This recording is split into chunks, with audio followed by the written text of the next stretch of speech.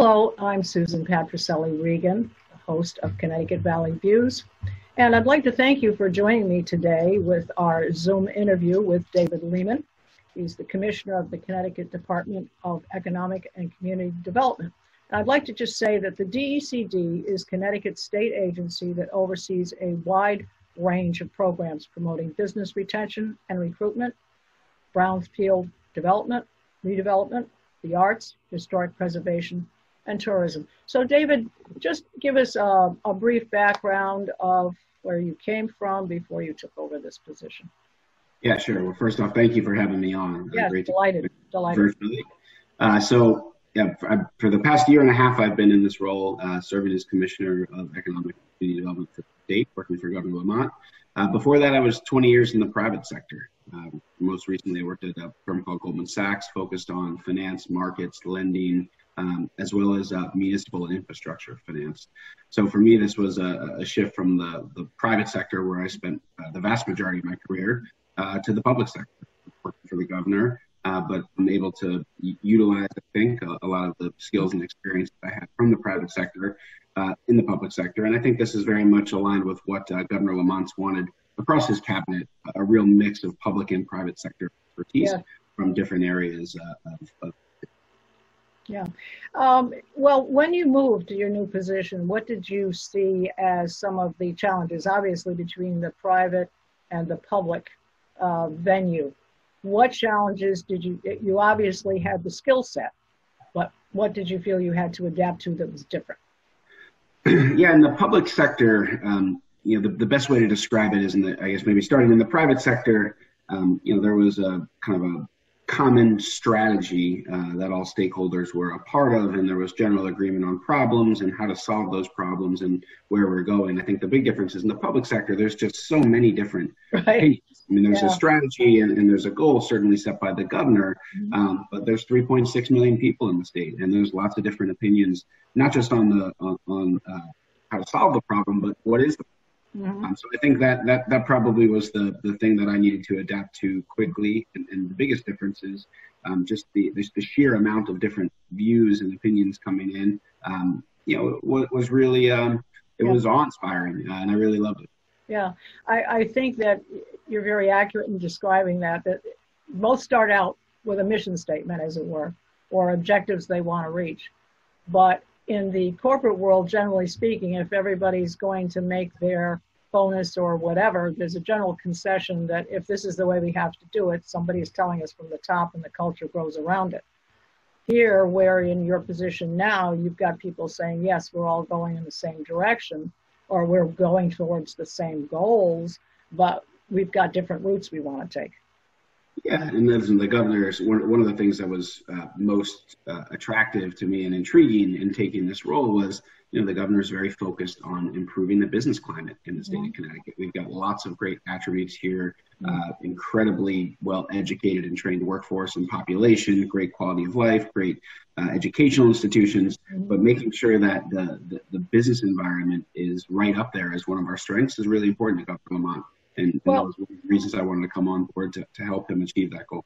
Right. We talk about the business thing. Now, from what people say, there are obviously the media's input, what you hear, what you discuss with your friends and so forth. But one of the things that they say about the business atmosphere is it's difficult to start a business here. It's hard, a lot of rules and regulations. Are we really attracting new business? Are we keeping the businesses that are still here happy? I mean, do you feel that the governor is taking the recommendations that you have made in order to adjust that toward a better outcome? Do you feel that he's been listening to you? Well, the governor is leading. It's not even so much listening; he's leading on this front. So let's kind of take those, in the form you presented them. So first, in terms of starting a business here, we were chatting a little bit before we came on, but business.ct.gov is a new one-stop portal to really simplify the client experience to start a business with the state. Ultimately, we're going to migrate to, if you have a business with the state, making sure there's effectively one-stop shopping in a very Amazon-like customer-centric experience. So we want to make sure one's interactions with the state are not laborious and siloed across areas.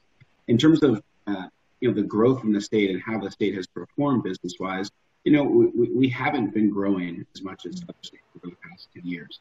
Now, I will say the past quarter and up to 2 years have been much better than the preceding 8 or 9 years. But I think we do need to recognize that we haven't grown as fast as the country. I think there's the perception, and I looked at some data on this, that there is a lot of population here. I don't find that to be grounded in fact. I think there certainly are areas, and everyone has, an issue here or there. But at a very high level, we need to continue to streamline regulations. Mm-hmm. But I think a lot of what we need to do at the government level is, the ease of the experience, like business.ct.gov, and then perhaps most importantly, provide certainty in terms of taxes in particular to businesses and individuals to make sure that they have the ability to invest and the confidence to invest here in Connecticut. Mm-hmm. Mm-hmm. Well, obviously we have this virus issue that we're all dealing with on a global basis, a local basis, a statewide basis, a nationwide basis. Is this, and I think this one-stop shop, because literally I took a good look at that site, and it is phenomenal. I mean, I just want to say to our viewers, you want to take a look at it, you're thinking of starting your own business, this is a serious place. You can list in 8 minutes. It gives you a comprehensive step-by-step, a wide variety of resources regarding from opening during this virus to getting vital business updates from the state. I'd just like you to flesh that out a little bit more. I mean, there are quite a few things that are available there. You want to start out of your garage thing. Just take us through, those available opportunities. Yeah, the best thing. So go to business.ct.gov. This was launched roughly a month ago at this point in time. And who developed it, David? Who developed it? Who actually put it together? The Department of Administrative Services, the IT function within that group. Okay. In addition to some outside resources helping them, they were the developers of it. And you'll see it's a very attractive, very user-friendly website. Easy to negotiate. Customer experience. And basically, if you click the first box, I'm looking at it here on my left, is, are you starting a business? There's a customized checklist, and basically to help you and monitor you going through those steps in an automated way on the state. So really, we're kicking off focused on starting businesses, but the goal is for not just starting. We have close to 100,000 small businesses here in the state of Connecticut. We want to make sure that, again, their interactions with the government are easy, not just for those that are starting, but those that are continuing to do business here and grow here. Mm-hmm. So go to that website, and you'll continue to see it be improved, I hope, over the next coming months and years. And this is a big step in the right direction. Well, that's great. All right. With the state's current budget, we are hearing the updates all the time where we are with the budget. And I don't think we've seen the net out yet because of this virus.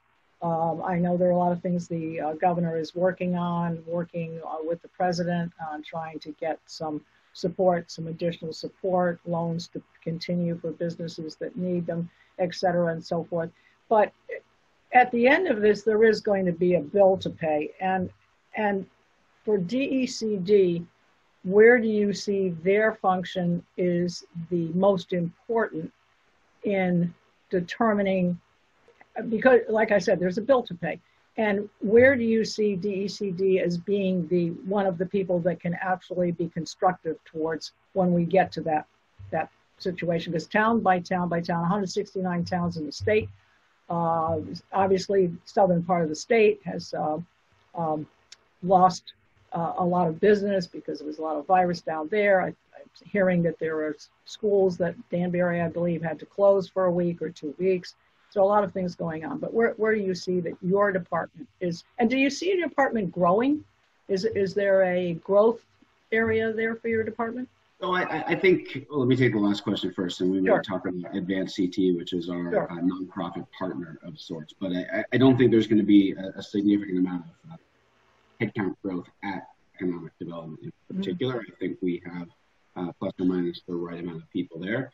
We have been focused on Advanced CT, which is the old CERC or CERC, which is a not-for-profit that's really helping the state with business retention and recruitment and a lot of the outreach. But going back to the initial question in terms of the budget, currently the state is in, if you look at it today, we have approximately a $3 billion rainy day fund, which is around 15% of our revenue. That is best in class among the country, top quartile.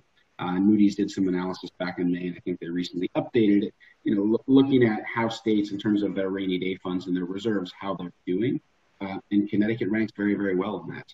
Now, as you pointed out, though, the next 2 years, the future is really what we need to be. Yeah, that's the biggest risk factor. Yeah. And could you $2-3 billion? OPM, the Office of Policy and Management, is responsible for this, and they put out, the shortfall, the deficit are anticipated. And obviously, there's some judgment involved in that, and you're talking about the future in terms of revenues and really estimating those revenues. So we'll know a lot more. The governor will put a budget forward in the beginning of next year. But I think we should take some comfort that we have this rainy day fund, which is there for a rainy day, which we're in. But ultimately, we are going to need to make some tough decisions in terms of spending and revenue to make sure that, like I mentioned before, tax certainty is very important for business. But we're in a bucket similar to many other states, and again, I would argue we're in a much better situation given our industry and tax makeup in our rainy day fund. But we're going to need to navigate this, and there certainly will be some belt tightening. More to come, and I think the real tough thing with this crisis is you don't know what the end date is. It's very difficult to predict the economy, not knowing when the economy can return to normal. Yes. Well, usually, or I would say historically, the biggest part of a budget in each town is the education budget. And because this past spring, there has been some money. I'm speaking for Granby. We live in Granby, so we watch very closely what goes on with the finance and so forth. We have an excellent education department. The new superintendent, Jordan Grossman, is terrific, Dr. Jordan Grossman. And what we saw is there are quite a few savings that they realized: transportation for kids to school and so forth, a number of things, utilities and so forth. So they were able to turn back some money back to the town, and they called the general fund, is also known as the rainy day fund. So it all looks not too bad. We've got some money there, but then there are going to be the expenses that come out of, okay, maybe we need some extra teachers, we're going to need monitors, whatever, on the buses and so forth. So there's going to be a lot of things that are going to come through. With regard to that, I think the rainy day fund is great, but people must realize rainy day funds usually come from some salvage or something from other, where they plan to spend so much, they didn't have to spend so much, or gets thrown in there.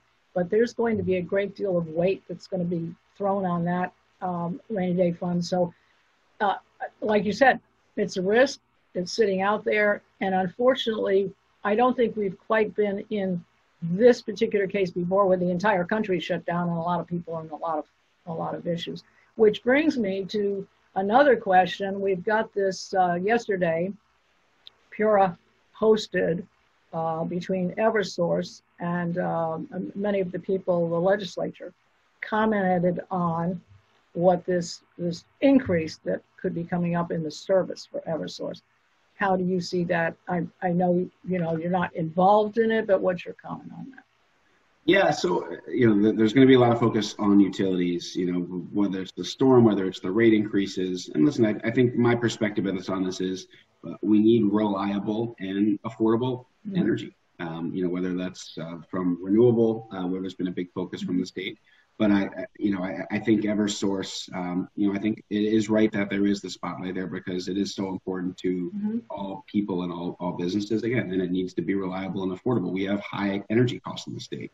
So I think if it's going to be higher than average, which is where we've been in terms of not just generation, but really the charges, the distribution charges to get the energy to the businesses and to the individuals, it needs to be really reliable. And I think that's where I think we've had some issues lately. So there's going to be a lot of focus on that.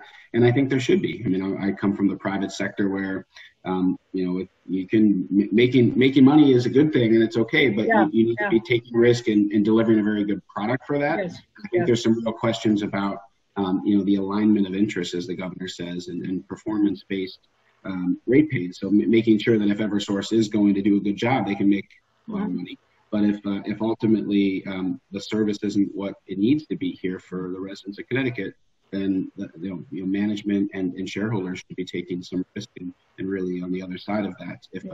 Yes. Well, it's apparently not the actual delivery of it's the delivery cost that has gone up, and there was a lot of discussion about millstone and so forth and how we can replace that.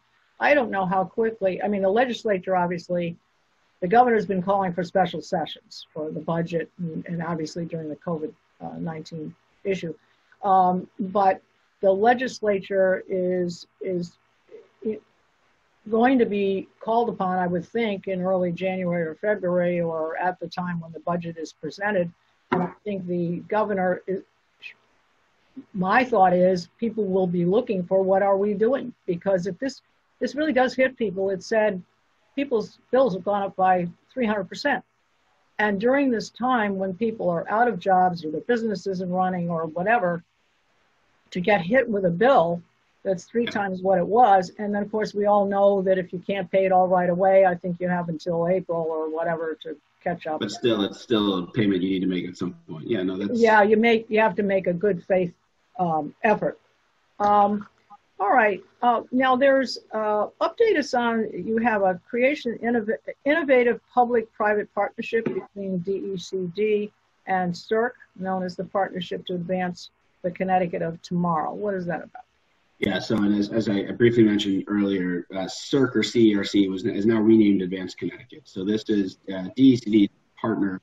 It's run by a gentleman named Peter Dinius, who was hired last summer, and we continue to build out resources at Advanced Connecticut. Mm-hmm. And really what they're doing is they're focused on retention and recruitment of businesses in the state of Connecticut, where we have a real advantage from a cluster perspective. Where we feel like these are businesses well suited to be in Connecticut or to remain in Connecticut. And this is all part of the business environment. We want to make sure that we're there, businesses grow, and that we're really advocating for Connecticut based on our merits and businesses that are coming into the state or considering the state of Connecticut, especially in the COVID times here, where it feels like you are seeing some migration out of cities. We want to make sure that we're selling Connecticut and that people know what Connecticut is. Mm-hmm. And that's what Advanced CT is doing. Right. Well, we had problems, as I said earlier, down in the southern part of the state, but it does look as though one of the things that towns in the general area, in the Hartford district and so forth, where people are moving out of New York and Boston and so forth, where a lot of issues, particularly in New York, have happened. Obviously, that's a benefit. I mean, we should actually put emphasis on all the reasons to come to Connecticut. That's right. The ruralness, the beauty, and so forth. So, and that's what we're, we've had conversations with the realtors, the commercial real estate brokers. That's what you're seeing, and I think that's what we're trying to make sure that we're selling in the mm-hmm. What is Connecticut, and I think people understand you mentioned ruralness and just the fact that we've got these great open spaces and great education, great healthcare. You can have some of that in places like New York City or Boston, but the quality of life and the fact that I think, and maybe we'll talk more about it, but remote work I think is very much here to stay for a large portion of our workforce and labor force. And I think places like Connecticut are well suited to benefit from it. Mm-hmm. Mm-hmm. All right, here's something I actually, in all fairness, but I wanted to bring up cybersecurity. Does that come across your desk? Concern for cybersecurity for the various towns? I've actually interviewed a gentleman who used to be the head of cybersecurity for Connecticut, and he said towns have actually been hacked into before, shut them down, put them out of business, if you will, for a while. Came back in, didn't actually get anything to protect themselves from it, and had it happen again. Is that something that comes across your desk from time to time? Not so much my desk, but Mark Raymond, who is the Chief Technology Officer for the state, is responsible for that within the Department of Administrative Services. And it is a big focus. I think cybersecurity, hacking, whether it's at the state level or the municipal level, you hear about ransomware these days, even for large corporations that have been targeted. It's very much a real issue, and it's here to stay. I think that's just part of the new normal, even pre-COVID, obviously. So we're focused on it at the state level, and Mark Raymond within Administrative Services. Mm-hmm. Well, with regard to the overall view on the state of Connecticut and DECD, how long has that department actually been in place? Is that, I mean, you're the what person? How many people have been commissioners? Well, Commissioner, so I mean, it goes back certainly to the early '90s, and likely before that. You know, Lowell Weiker's commissioner is actually he works in Stanford right now, and you know, there's lots of my predecessor was there I think for around 8 years, but my sense is every 2 to 4 years there's been prior to that there's been a new commissioner. So you know, it's been a department that's been around in one form or another for a significant amount of time, 30 or 40 years at least with the state. And you know, I think it'll be here hopefully for some time to come. I think it plays a very important role, as you mentioned, not just for business, but for tourism, for investment in capital projects, and for brownfields, which are so critical to revitalizing our cities, as well as broadly marketing the state, which I think is important. Well, one of the things in this historic partnership that you have, you're talking about capitalizing on the state's top flight colleges and university, and strengthening the state's workforce pipelines. What does that actually mean, strengthening the state's workforce?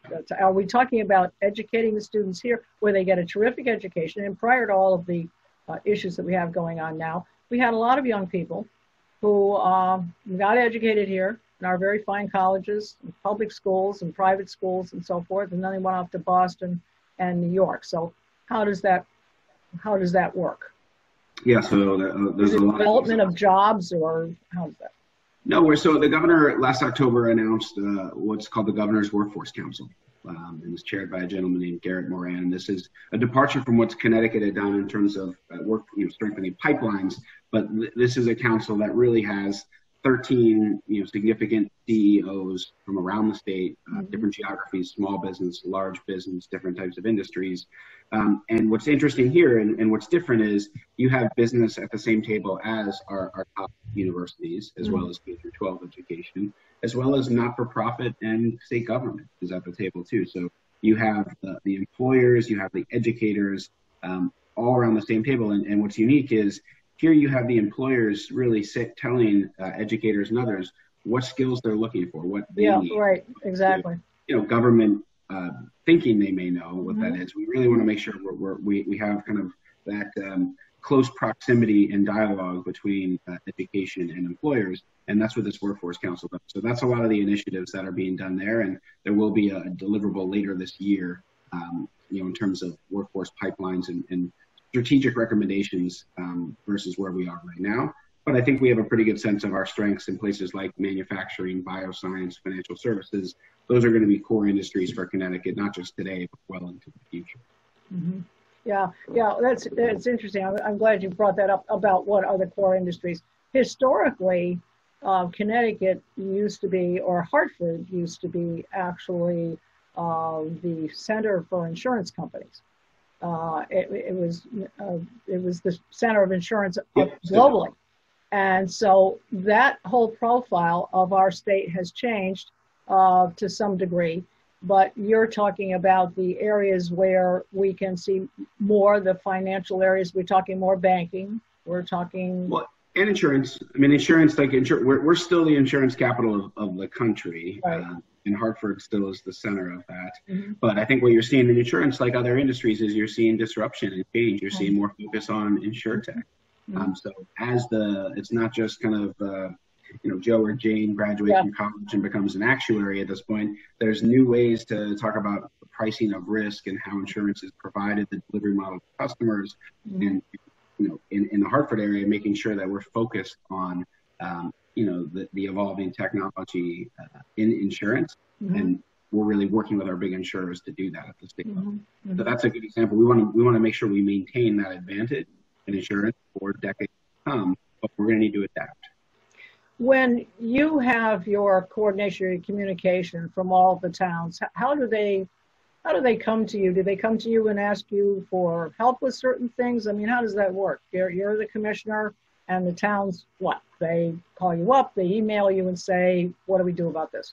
All of the above. Yeah, I get a lot of requests, a lot of issues, many of which we're able to help with, and we have pre-existing programs or ways to help. And then certainly there are things that are new issues, especially in the COVID world, where we've been trying to adapt. The governor's issued many executive orders to ease the burdens on towns and individuals and businesses, relaxing regulations and the like. So yeah, we have a pretty active dialogue with localities, but really businesses and individuals. I mean, we have outreach. We try to maintain a network and a dialogue with many folks across.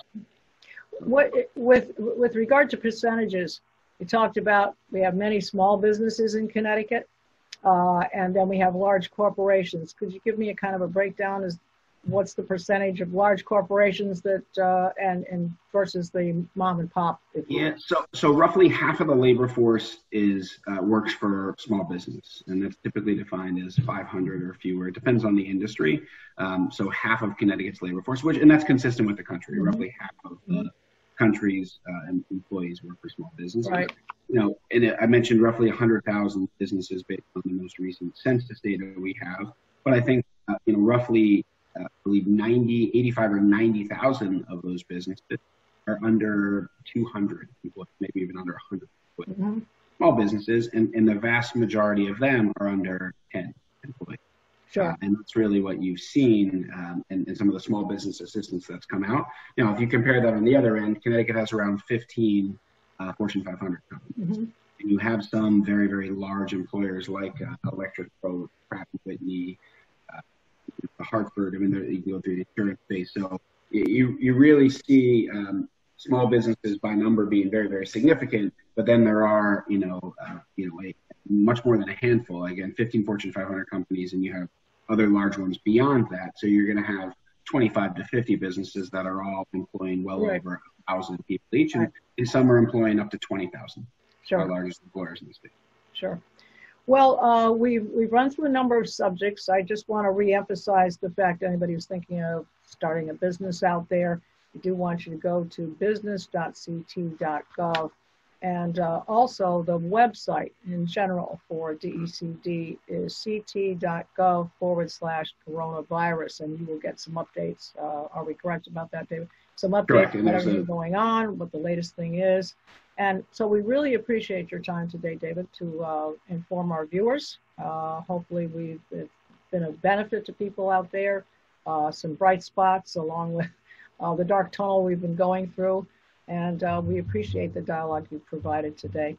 So I want to remind our viewers to see all of our shows at ctvalleyviews.com. This is Susan Patricelli-Regan. Thank you for joining us today with my guest, David Lehman. Thanks again, David. Thank you, Susan, for having me on. Great to be here.